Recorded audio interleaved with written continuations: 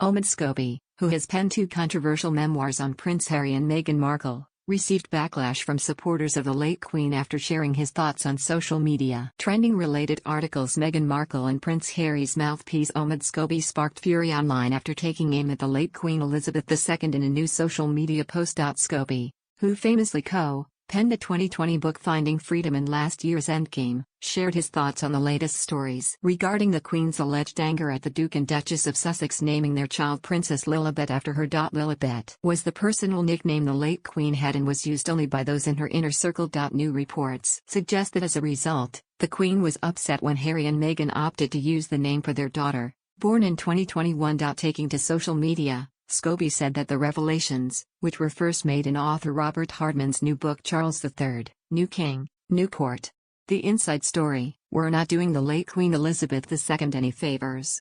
In a post on X, formerly Twitter, the author added, "Not only do they contradict details shared by the palace with a cooperatively written biography in 2022, see Pic, they also depict the monarch in a way the public haven't known her to be." According to the Daily Mail's royal correspondent, Rebecca English, the Queen was so upset by the Sussexes' decision that she told insiders, "I don't own the palaces, I don't own the paintings, the only thing I own is my name."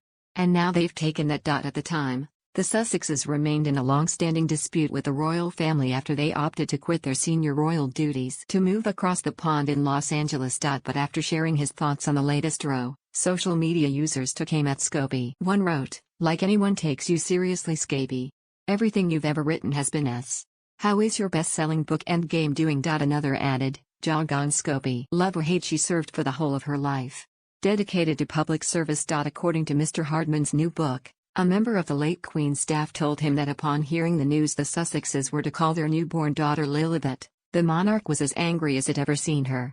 It was understood that were the late Queen not supportive of such a move, they would not have pressed ahead with naming the child Lilibet. In her article, Ms. English added, "As it was described to me, the then 95-year-old monarch was taken aback when she was told by her grandson of his intention to give his daughter the name Lilibet in her honor, but didn't feel, given the circumstances, she could say no. You might describe it as being pushed into an impossible corner. And that certainly makes sense when you now consider her remark about palaces and paintings which, as well as most of her jewels, cars and even furniture, were never hers to own."